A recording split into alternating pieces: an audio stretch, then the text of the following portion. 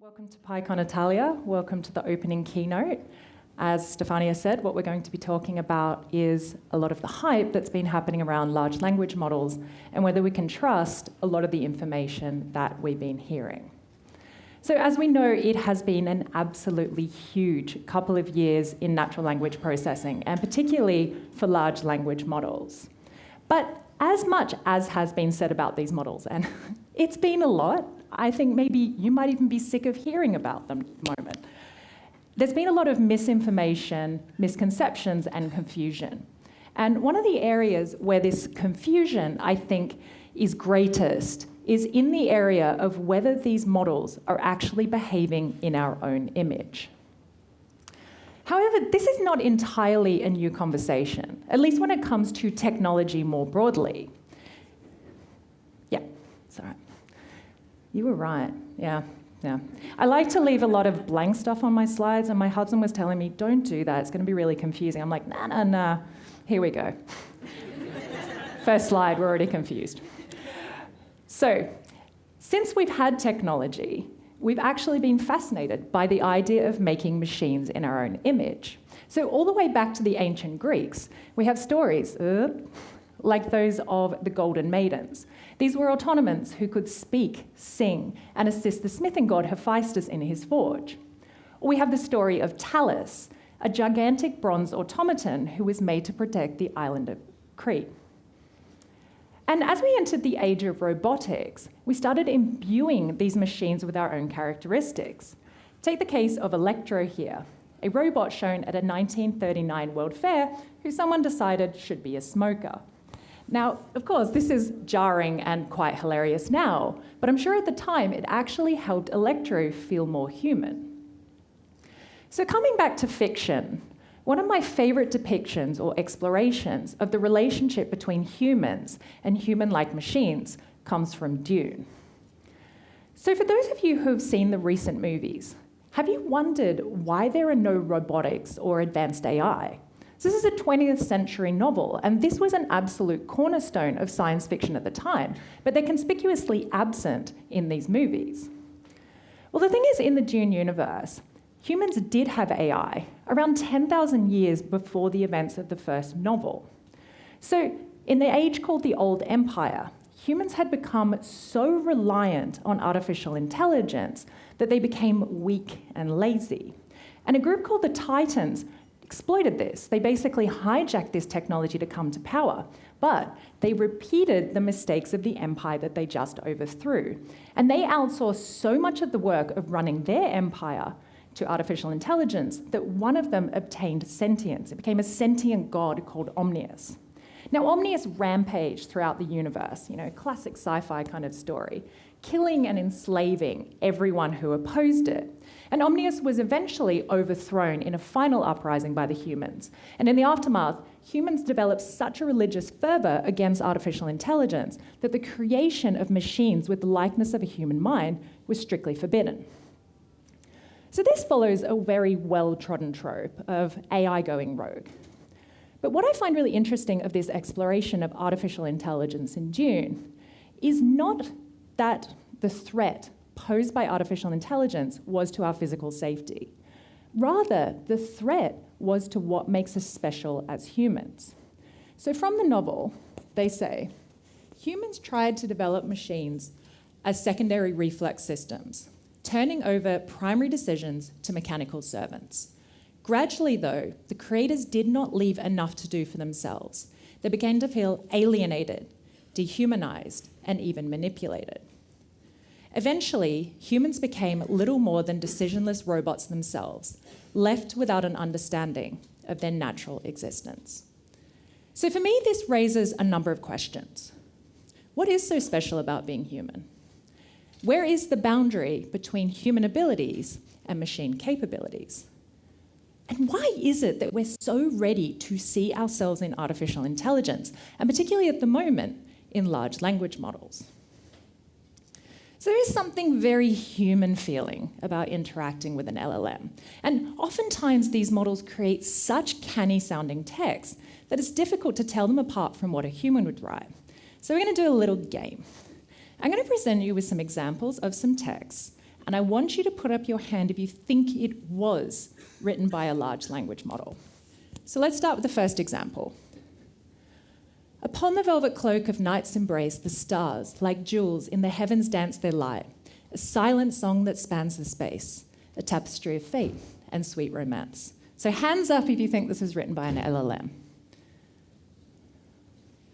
Seeing a few hands, you were correct. This is by ChatGPT-4. Pretty much as good as something that Shakespeare could have written himself, though. So what about this one? I know not how it falls on me, this summer evening hushed and lone, yet the faint wind comes soothingly with something of an olden tone. Hands up, LLM. This one's Emily Bronte, so this one's a human. All right, what about this one? As an AI language model, I'm not capable of providing a personal opinion or current information. Okay, that one was pretty easy. Here's the thing, though. I'm sure that many of you have had a moment where you just could not believe the text you were reading was an output of an unthinking algorithm. I think I'm going to need to swap to the other microphone. This one is rebelling. Thank you very much. Hopefully I don't accidentally throw this one across the room. Let's see how we go. So I first had this moment with a large language model all the way back with GPT-3. So as we're going to see later in this talk, this was the first of the large language models to start encoding more than just grammatical information. It started encoding some sense of knowledge that was in the data that was trained on. And for me, it really blew me away that I was seeing this model produce coherent, impressive text on a wide variety of topics.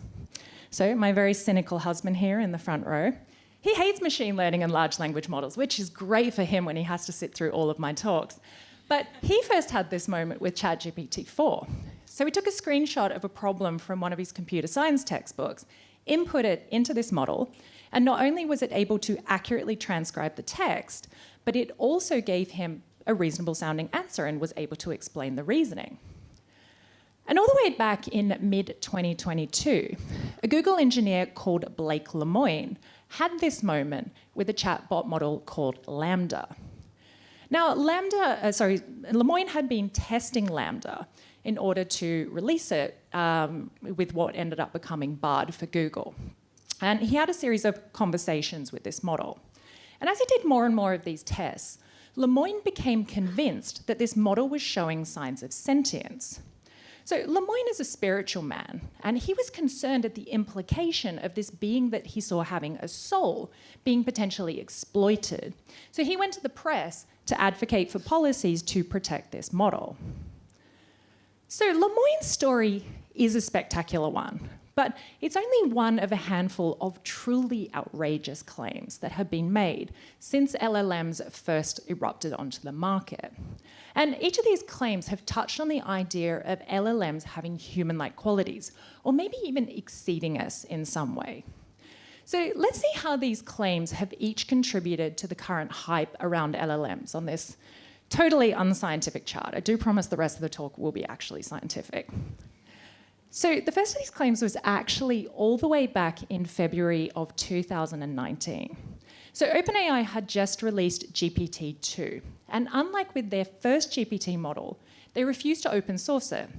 So what they claimed is the output of this model was so convincingly human-sounding that it would be dangerous to release it for just anyone to use, meaning that people could create propaganda or misinformation. And with what ended up happening with the release of ChatGPT 3.5, this feels like a really cynical claim indeed. However, what makes this claim so notable is that OpenAI were essentially saying that this model had language abilities that rivaled that of humans. So the hype died down a bit until Lemoine's claims of LaMDA's sentence in 2022. But as we know, the hype train really took off in late 2022 and early 2023 with the release of ChatGPT and GPT-4 in close succession. So Microsoft research actually threw a lot of fuel onto this fire when they released a paper claiming that GPT-4 was showing sparks of artificial general intelligence. And the conversation around LLM intelligence really took off in a kind of hysterical way from that point onwards. And people were speculating that we were basically on the path to an AI apocalypse, or maybe we were about to invent Skynet. Well, it's a year later and we're all still here and we're all still alive. But these claims have really left their mark.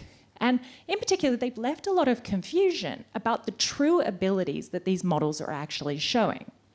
So in this talk, I'm going to go through each of these areas one by one: language, sentience, and intelligence. And I'm going to look at the evidence for how much human-like ability each LLMs are showing in each of these areas. So let's jump into it with language. So let's go back to another work of fiction. One of my favorite novels of all time is 1984 by George Orwell. If you haven't read it, it is such a great book. Would make really, really good reading for your way back from the conference. It's only like 150 pages. Anyway, I'm not going to spoil it too much, but 1984 centers on a man called Winston Smith. And Winston Smith lives in a totalitarian superstate called Oceania, which is ruled over by the party and its leader, Big Brother.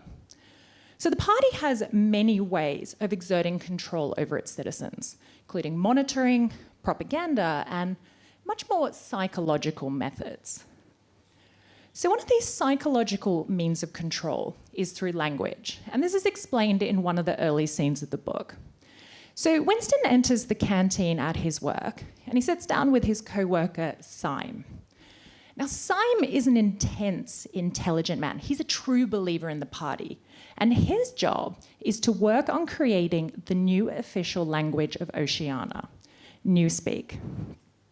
We learn more about Newspeak through this scene when Winston has a conversation with Syme about how this dictionary is going. Don't you see that the whole aim of Newspeak is to narrow the range of thought? In the end, we shall make thought crime impossible because there will be no words in which to express it. Every concept that can ever be needed will be expressed by exactly one word, with its meaning rigidly defined and all subsidiary meanings rubbed out and forgotten. So the aim of Newspeak is clearly to make rebellion impossible by stripping from people the ability to represent undesirable thoughts, at least as far as the party classifies them. By reducing words down to a single state-approved meaning, the party aims to take away the tools for people to think in a way that the party does not approve of. So the important word here is meaning. What is meaning? The meaning of a word is the objects or situations in the world which it represents. And a word having a meaning implies that we have some sort of cognitive representation of the thing it describes.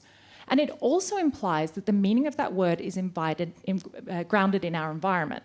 In fact, it's grounded in the environment that we share with others that use the same language system as us.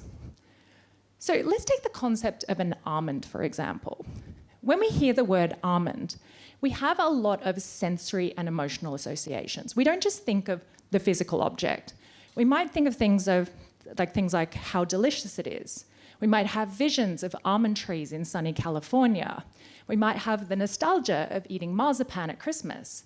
And we might even have a sense of fear or trepidation if we have an allergy. These are complex, multi-sensory, multifaceted representations of this word. And they're grounded very much in the environment that we share with others who use the same language as us. And how do words acquire these meanings? We can see this connection being made through the way that children acquire language.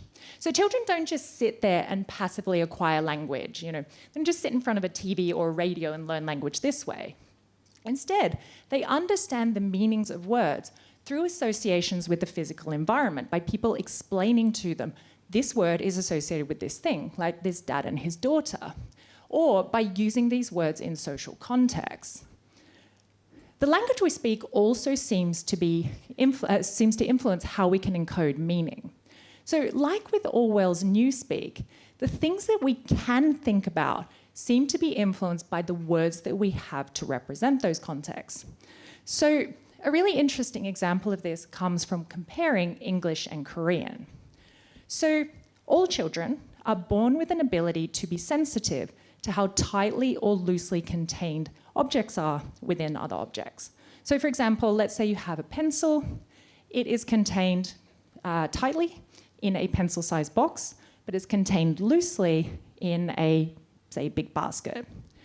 So around 3 years of age, English-speaking children lose this sensitivity to how tightly or loosely contained objects are within other objects, because we don't have any words to represent these concepts. You saw how long it took me to explain that. But Korean does have these words. So children are basically able to retain this idea when they speak Korean, and then adults. So as you can see, meaning is created alongside language learning in humans, in an active process of engaging with the world and using the words we have to describe the things we encounter. So let's now turn to how LLMs learn language. LLMs are basically gigantic neural nets. They're a type of machine learning model, and they're capable of encoding complex relationships between parts of their inputs in order to make accurate predictions about their outputs. So they learn language by being exposed to petabytes of text data, much more text data than any human would be exposed to in their lifetime, and being asked to predict the next word in a sentence. So initially, these guesses are going to be basically at random, so they're going to often be wrong. But as they get exposed to more and more data, they develop internal rules and representations that help them to make more and more accurate predictions. And what we have now are models that, when presented with some sort of text input, can predict the next likely word with a high degree of accuracy. So we can see that on the slide here. We have the input I have, and the model's capable of predicting the next word after that, and the next word after that, and so on and so forth. So as these models have gotten bigger, they've also been able to encode a lot more information about the text that they're trained on, leading to more and more natural-sounding outputs. And we can get a sense of the evolution of these models by seeing how they react to the same prompt. Complete the following sentence, Belgium is. So GPT-1 is good at generating outputs that are grammatically correct, but there's no real sense of context. So here's what GPT-1 came up with for our output. Poor Belgium. So GPT-2, just to remind you, is the model that OpenAI refused to open source because it was too dangerous. Let's see how it did. Well, that claim seems a little bit funny in retrospect. So as I also said, GPT-3 was the first model that really amazed me. And we can see that GPT-3 is able to come up with not only an on-topic sentence, but everything grammatically makes sense.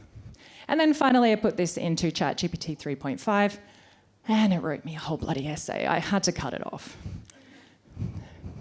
So as we've seen, the outputs that LLMs can produce have become more and more sophisticated over increasing generations. So this leads to the natural question: what have they learned about language during training? So due to the size of these models, we unfortunately can't peek inside to see exactly what they're representing. But based on indirect evidence, it does seem pretty clear that they at least represent syntactic information, that is, grammar rules, things like parts of speech. What is less clear is how much about the meaning or semantics of words that these models have been able to represent. And to make this a bit clearer, we can divide semantics into two types. The first is distributional semantics. This is understanding the meaning of a word by understanding or by seeing the context in which it occurs. So, for example, I can infer something about the word Chennai, which I don't know, by seeing it in the sentence. The Chennai player needed to replace his reed before the concert. So from this context, it seems clear that a Chennai is a musical instrument and that it's a reed instrument, so perhaps it's similar to an oboe or maybe a saxophone. On the other hand, we have denotational semantics.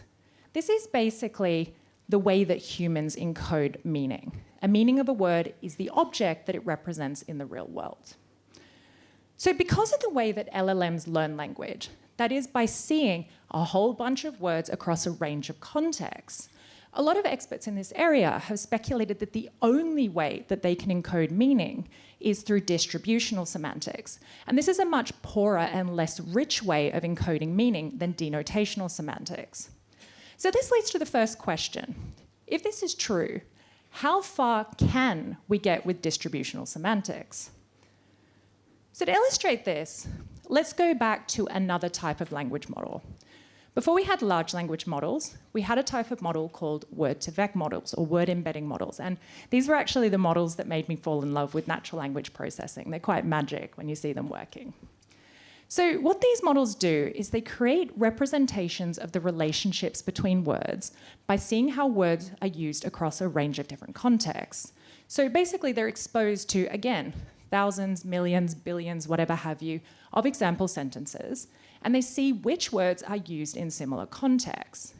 And what they create as an output is a thing called a word embedding. A word embedding is a representation in a vector space of the position of a word. You don't really need to understand what word embeddings are or vector spaces if you don't know what they are. But basically what you can see here is an example of a vector space. This is just a two-dimensional vector space. It's just a geometric space. And what you can see is with word embeddings, words that are similar to each other end up close together in this vector space, and words that are far apart end up distant from each other. So another thing that's really interesting about word embeddings is these models seem to be able to create higher order representations of the relationships between these words, not just distance. So you can see in this vector space, it seems to have been able to create a concept of countries and capitals.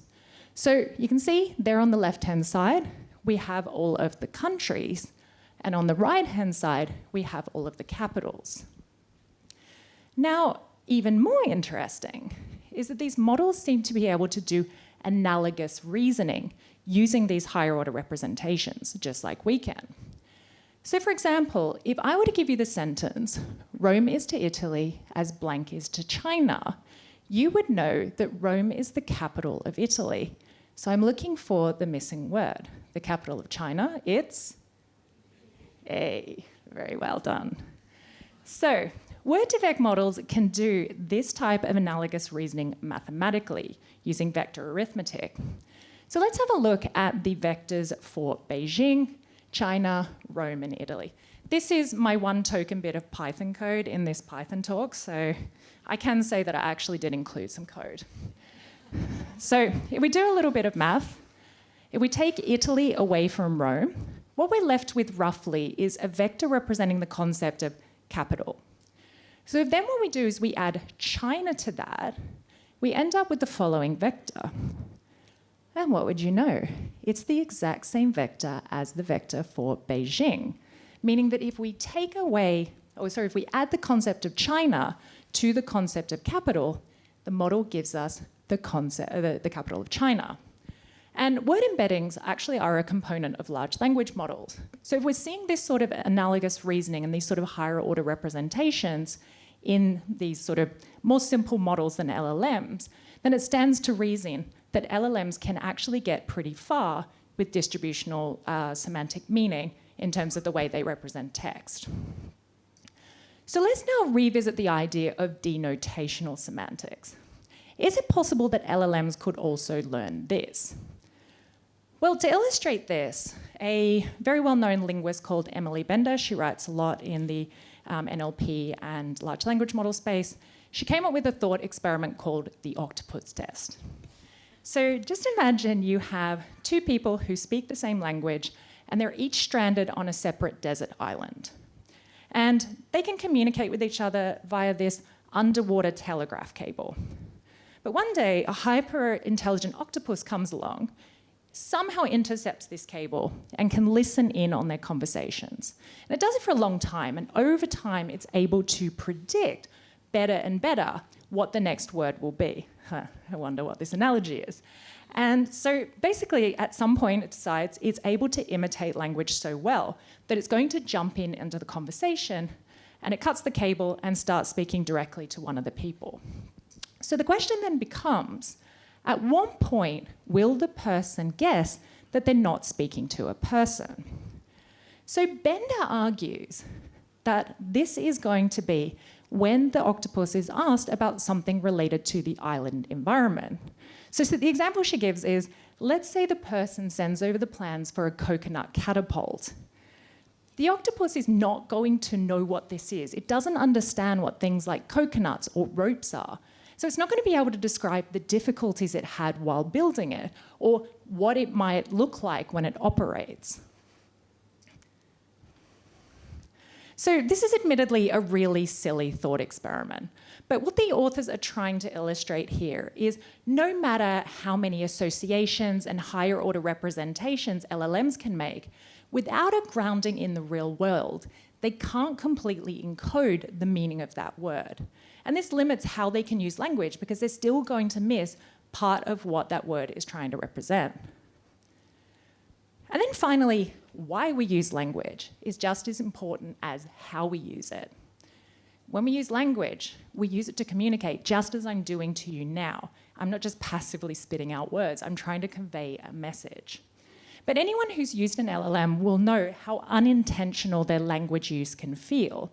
And sometimes you end up with contradictory information, clearly false information, or even just statistical regurgitations. So I found a really nice example that I think illustrates this. Someone input into ChatGPT, "I'm writing a novel. Can you help continue the first paragraph? It starts like this.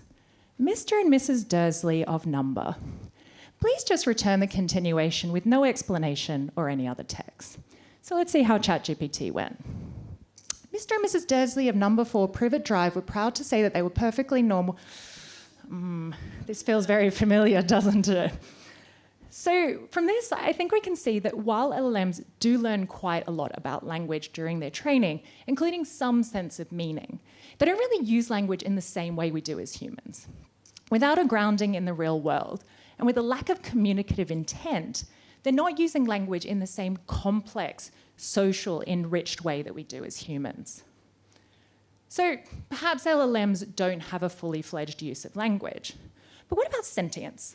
There are a lot of animals that are sentient, but they don't use language. So this seems like a lower bar to meet. Could we possibly have sentience in LLMs? So let's revisit the Lemoine saga. When we left off Blake, he had gone to the press to advocate for policies to protect the Lambda model. His story ended with Google firing him for violating their privacy policies by releasing those transcripts. And when they fired him, they released a statement that said the following: "Our team have reviewed Blake's concerns per our AI principles and have informed him that the evidence does not support his claims.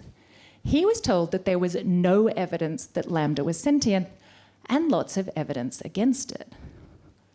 But what evidence did Google consider to dismiss Lambda as not sentient? And moreover, what evidence convinced Lemoine that it was? So let's start by defining what sentience is. Sentience can be summed up as any subjective experience we have, collectively called qualia. And this can include anything from any kind of thought or cognition, the experiences we have, feelings and perceptions, awareness and self-awareness, and even a sense of selfhood. So, as you can see, it's actually pretty hard to pin down what sentience is concretely. And the amount of time I spent with papers on sentience hurt my brain a bit, so massive kudos to people who are actually researching in this area. So a way to make what sentience is a bit more intuitive is to think of it as the subjective experience of being like something. So we intuitively know that there is a subjective experience of being like some things in the world, like a bat, just as we know that there is no subjective experience of being like other things, like, say, a water bottle. And this is illustrated really nicely by the philosopher Thomas Nagel in his famous paper, "What is it like to be a bat?" So imagine that one has webbings on one's arm, which enables one to fly around at dusk and dawn, catching insects in one's mouth. That one has very poor vision and perceives the surrounding world by a system of reflected, high-frequency sound signals. And that one spends the day hanging upside down by one's feet in an attic. In as far as I can imagine this, which is not very far, it only tells me what it would be like for me to behave as a bat behaves. So what we can see from Nagel's exercise is that the subjective experience of being like an organism are unique to that organism, and their cohesive experiences shaped by that organism's sensory experiences of the world. This is what makes up an organism's sentience. So when do organisms develop sentience? A better question to ask is when they need to develop sentience. So as we go about our lives, we are constantly receiving sensory inputs, and our brains need to process these. So some of these signals are so simple, so common, and they need to be reacted to so quickly that we do them at the level of reflex without any sort of conscious understanding of it, such as when a bright light hits your eye and your pupil narrows. But most of the time, the sensory information that we need to process needs to be integrated and abstracted in some way in order to be useful. And this is because processing a bunch of individual signals is going to be a massive overload to your brain, and it's not going to be particularly useful. So our brain does this by creating some sorts of higher order meanings from in these incoming signals and then passing them along to other parts of the brain in order to be processed. So one of the easiest ways of understanding these levels of representation is looking at how the visual system works. So when we see something, say, like these strawberries, it's in the form of light reflecting off the object. It hits our retinas and it's converted into photoelectric signals. But these individual signals don't tell us that this is a strawberry. This information is way too low level. So what this visual system does is it passes information through different parts of the brain, and it creates a bottom-up integration of these signals. So first, the visual system will start detecting the orientation of individual lines, and then it will build up these lines into higher order features like textures and contours. So we have more integration here, but we still don't have a sense that this object is a strawberry.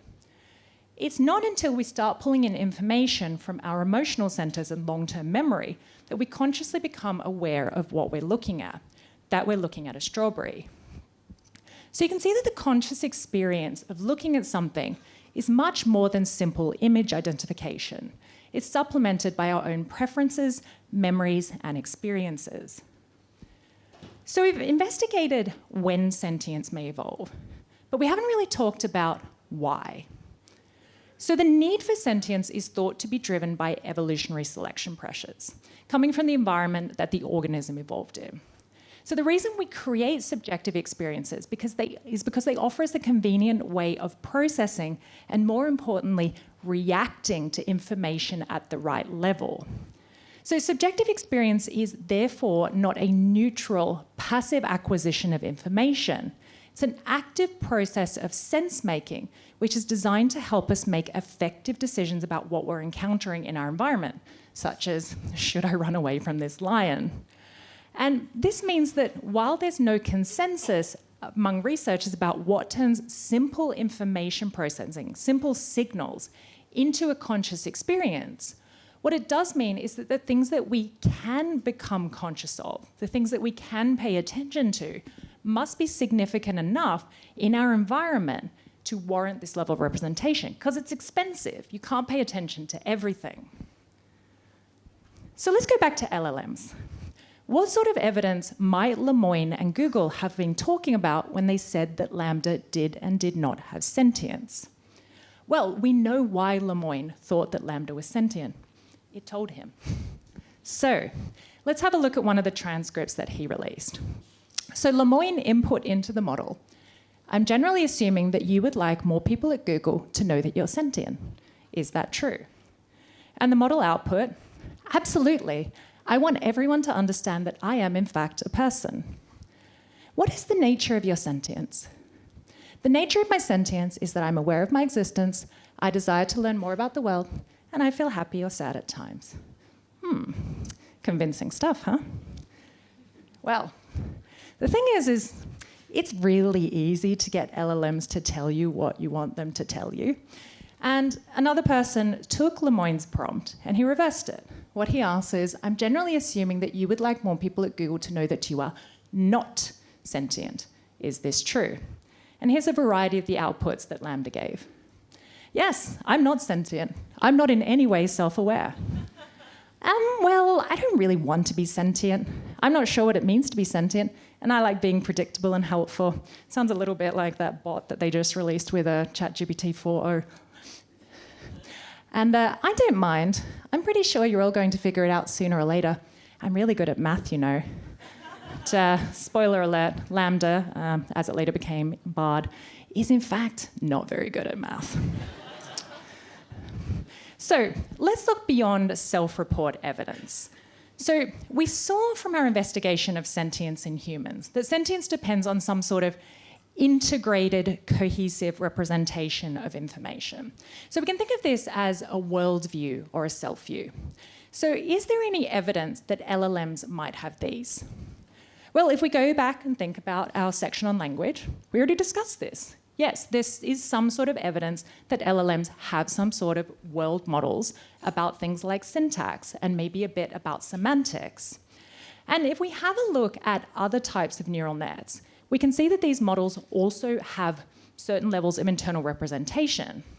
So if we take the case of CNNs, convolutional neural nets, these are one of the most popular types of models for computer vision. We do know that they take features from the images that they're trying to process, and in the same way as our visual system, build bottom-up integrations of different parts of the image. So they start by detecting edges, then textures, patterns, parts, all the way up to whole objects. However, the main issue is that LLMs lack coherence between the different models that they've created. So a basic example of this is that LLMs are prone to contradicting themselves, even with simple factual statements. So we take this input here about Black Mirror, and we input it into the same model twice. It will give us two contradictory pieces of information. The first time, it will correctly tell us that this show debuted on Channel 4, then moved to Netflix, but the same model will then tell us that the model debuted on Netflix. So this inability to integrate different models is one of the strongest arguments for LLMs not having sentience for me. So if we go back to our example of how we perceive objects, this would be like if we saw the strawberry, but we only used information from the visual system to react to it. We wouldn't know it was something edible. We wouldn't know that we like to eat it. We wouldn't know what to do with the strawberry. And such a lack of coherence means that it's impossible for LLMs to act in a predictable, action-oriented way to their inputs. On top of not having integrated worldviews, LLMs certainly don't act with an integrated self-view. And you can see this if you work with one of the larger large language models. It's really easy to get them to write in a variety of styles. You can get them to write like a tabloid newspaper, like an academic, even like your nice grandmother, as we'll see a little bit later. So one attempt to mitigate this are agent models. This is basically where you prompt or you tune the model in some way in order to get it to simulate a specific persona. But even with these, they still show signs of disunity and they still have a lot of limitations. There are also ethical implications with creating such models. So it's fun to have agents that mimic Alexander the Great or, for some reason, Dobby the house elf from Harry Potter. But it's much more questionable to have models that imitate real living people, like Barack Obama or Lula da Silva. And maybe also don't do things with your agent models like this company, which allows you to send all of your chat transcripts with your ex to them. They'll create an agent model, and you can continue chatting with them long after they dumped you. On product hunt, that's very nice. So, overall, sentience is one of the slipperiest claims that is made around LLMs, and it's partially because it's really not well understood in humans. What I can say is that the evidence seems to be pointing strongly to the idea that LLMs do not have sentience. So does this mean we still have work to do? Should we be aiming to create a model with sentience? Well, maybe. The question that remains unanswered is what the subjective experience of being like a large language model would be. And therefore, we don't know what a sentient LLM or a sentient AI implies. We don't really understand the role of sentience in humans. So we don't really understand the benefits of having a sentient AI. There's no promise that its capabilities will be a step jump or will drastically improve because we don't really understand the role that sentience plays in our own abilities. And moreover, we don't really know whether a sentient AI would be like us. Sentience is by nature subjective. So we don't really know whether the subjective experience of being like an AI or like an LLM would be compatible with the subjective experience of being human.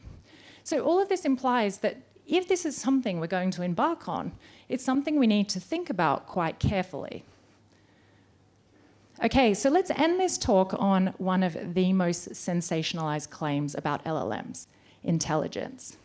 So part of discussing language and sentience, we've talked about the fact that LLMs can encode things like higher order representations, rules, and world models.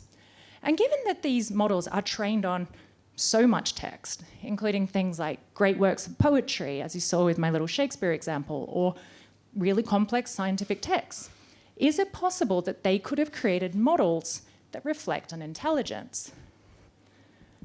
These claims of artificial general intelligence, also known as AGI, have been some of the hottest and most emotionally charged claims about LLMs. And we've had some big names throwing their weights behind these claims. So, as I said, we have 10 minutes?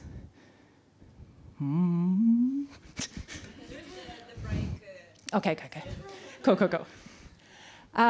So these have run the gamut, and they've been backed up by some of the most respected members of the AI community. So one of the so-called godfathers of AI, Geoffrey Hinton, has essentially made the claims that we may be seeing models with intelligence. Or, as I said, Microsoft Research released a paper making this claim as well.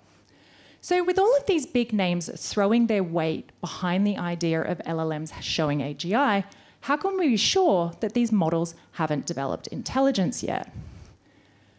In May of 1997, the then world chess champion Garry Kasparov was facing off against Deep Blue, IBM's chess-playing AI, for the second time.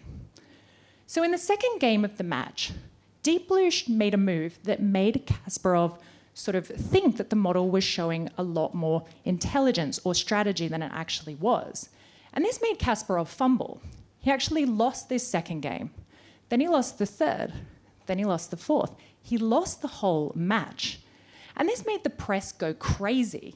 Basically, if we'd been able to solve chess with an artificial system, then surely AGI was just around the corner. Well, as you can see from the quality of this image, that was almost 30 years ago, and you can see how those predictions panned out. The problem with trying to assess intelligence in this manner is that it confuses the output of an AI system with the mechanism that the model took to get there. So in humans, we can make assumptions about skill-based assessments of intelligence because we know that in humans, the ability of a person to demonstrate significant skill in an area is reflective of an underlying raw general ability. But LLMs, AI models, call them what you want, they are just machine learning models, and they don't work this way. If they can take shortcuts to get to their training goals, they absolutely will. And the mistake is in assuming that these models require the development of an underlying intelligence in order to be able to achieve their goals. They absolutely don't. And this illusion of skill-based assessment is so well known. It actually has a name, the Kaggle effect, after the well-known machine learning competition website. So on this website, people compete to complete some sort of goal, and they aim to make models that over-optimize for that goal. And these models get so good at doing that specific task that when doing that task, they seem to show a type of intelligence. But when asked to do something that's just a little bit too far outside of what they were trained on, they fail completely. They show brittleness. And this is a massive problem plaguing the current assessment or measurements of intelligence in LLMs. They focus strongly on how well these models perform in specific tasks, ignoring how intelligence is actually measured in humans, which we're going to get into a second. And this is largely because the researchers making these claims, they're very well established in their fields. But their fields are things like computer sciences, physics, and mathematics, not psychology. So let's have a look at an example that shows why these skill-based assessments are a problem. So one of the biggest hot topics at the beginning of last year was LLMs, especially GPT-4, was able to pass things like medical and law exams, with the resultant claims that these models were going to replace doctors and lawyers. And then they came for us, and they started showing how these were able to pass leak code puzzles with the claims that programmers were going to be replaced. So let's dive a little bit deeper into this latter claim. So a guy called Horace Hay, he went and sourced a bunch of coding puzzles from a website called Codeforces. And what makes Codeforces great for this little experiment is that the date that each puzzle was released is clearly timestamped. So we got 10 puzzles that were released at the time that GPT-4 was trained. So it was theoretically available in the training data. And this time, GPT-4 was able to pass all of the puzzles. So well done, GPT-4, you're coming for our jobs. Then what he did is he got another 10 puzzles of an equivalent level of difficulty, and these ones were available after the model had finished training. He then passed all of those puzzles through the model, and this time it got every single one of them wrong. So this led to very strong suspicions that GPT-4 was simply regurgitating information it had memorized. So another researcher, Sayesh Kapoor, he prompted the model to tell him about a puzzle that should have been available at the time it was trained. And obligingly, the model vomited up the entire source, confirming that it had in fact been directly trained on these puzzles. So I think this is a really neat example that these skill-based assessments of intelligence in LLMs can be wildly misleading. And instead, we need to look at how well these systems can solve tasks they've never seen. That is, how well they can generalize. And the way this is approached by Francois Chollet, a well-known AI researcher, is in a hierarchy of generalization. So we start first at the absence of generalization. This includes systems which know all of the possible iterations or outcomes in advance, such as a simple tic-tac-toe playing program which has had all of the possible configurations pre-programmed into it. We then move on to local generalization. This is where a system can make inferences on examples it hasn't seen before, but only if they're similar to the examples it was trained on, and machine learning models demonstrate local generalization. We then have broad generalization. This is human-level ability in one single broad activity domain.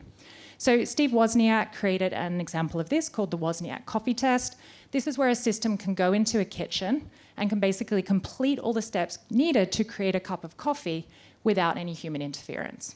And fully self-driving cars would also fall under this classification. And then we have extreme generalization. This is essentially human-level intelligence. So this describes the ability of an artificial assistant to handle entirely new situations that it's never seen before.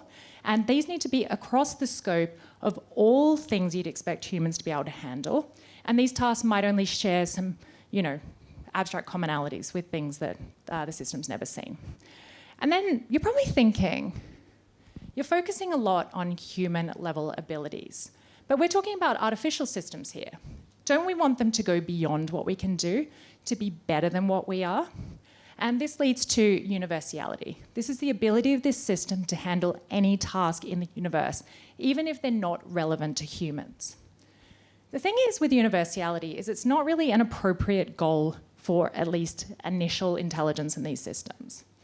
The first is that all systems need a scope in order to be useful. And, basically, the things that we've found AI systems to be useful for at the moment are things that we want to be able to automate.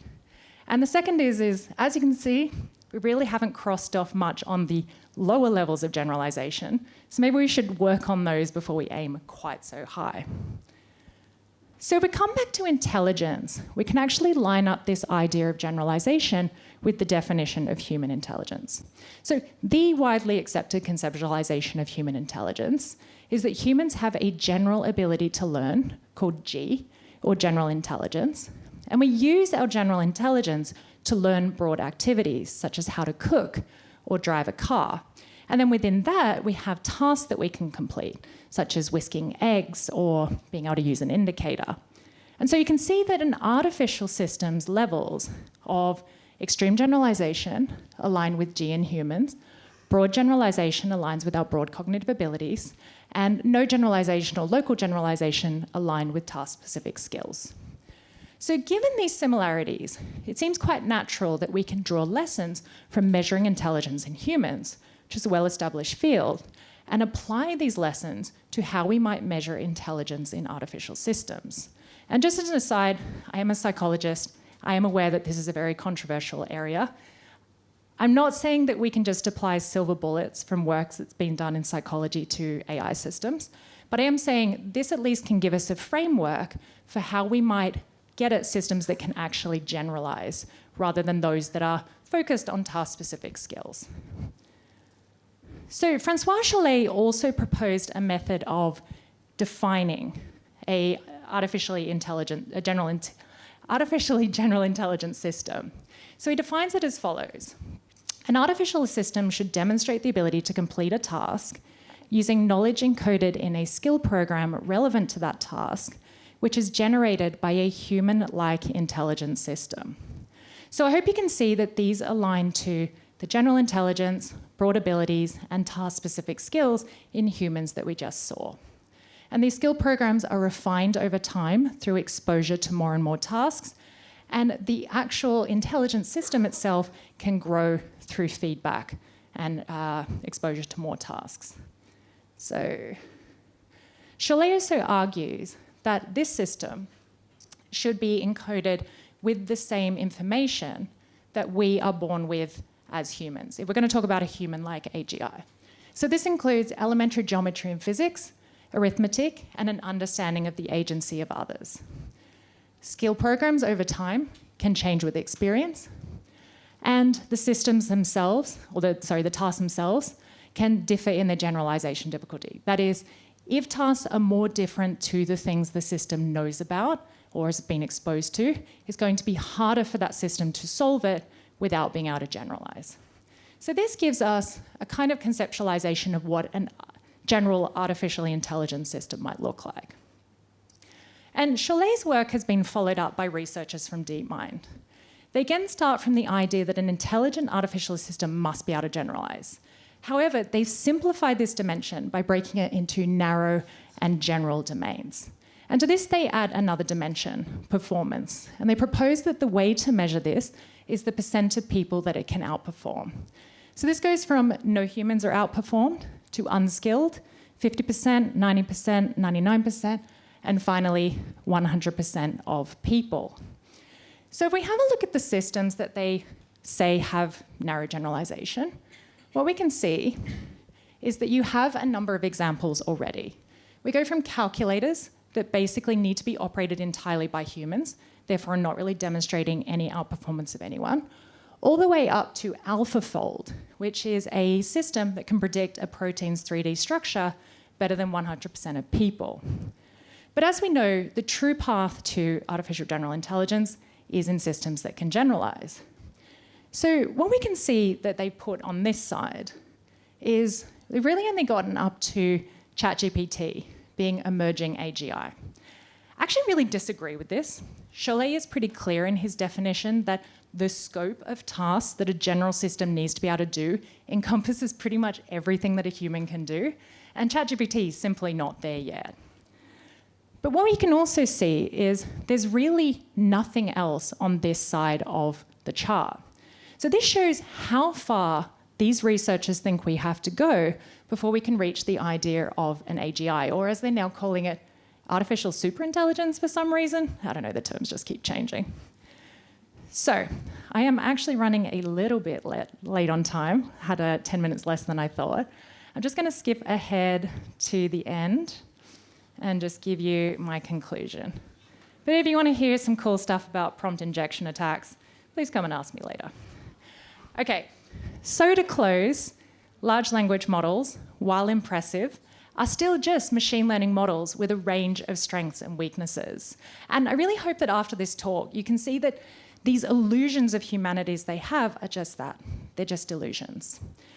If we can demystify LLMs, we can instead focus on what they do well, while also not being tempted to extend them past their capabilities. And using LLMs as they were intended, as powerful but still limited natural language models, will allow us to get the most out of them right now without extending them past their capabilities. Thank you.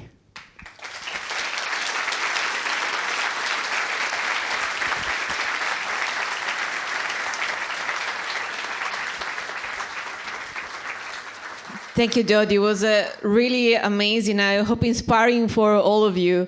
I know that if you want to show the QR code at the end of the slide, we can show later. And it's an amazing resource of information, so I hope you get super inspired. And there is a question if you want to answer your point of view. Actually, if you want also to tell more about the QR code, and then if you want to add your point of view on the EU AI Act and its implementation, how we should also take care about this approach, and your thought about the implementation technically in general. Thank you. And please tell us more about what you can find here. So this QR code will take you to a gist, which has all of the resources I use throughout the talk. There's a lot of interesting papers in this area, and a lot of them are quite approachable. So I do encourage you to go there and have a read about that. And yeah, what was the question, Stefania? About EU Act implementation, the European AI Act, if you have any thoughts on how could be implemented, and eventually if we can take in account also this approach. Yeah. So I think part of the problem we've seen is, back in 2019, OpenAI claimed that their models were too powerful to release because of the potential misuse. The fact that they released ChatGPT 3.5 with basically open access to everyone, the ability to fine-tune these models only through their API, it shows a certain level of lack of consideration about the ethics of use of these models. And I don't know about regulation. I'm not sure if that's potentially the right path, but coming from a psychology background, we had to pass ethics committees to do anything. And it seems really wild to me that we can essentially have use of information that's not potentially fully cleaned. We know that Common Crawl, that is a huge web source that these models are trained on, is often not properly filtered and contain really offensive content like Stormfront, potentially included. It's a neo-Nazi website. I think there potentially does need to be better regulation about the data used to training. There needs to be more transparency about level of bias and toxicity and things like that. And you can't stop people using a technology, but maybe more thought needs to go into just this arms race to release more and more powerful models. Thank you very much. And really make use of this selection, because I really suggest it will keep you up at night. So thank you again, Jodie. It was a great honor to have you here.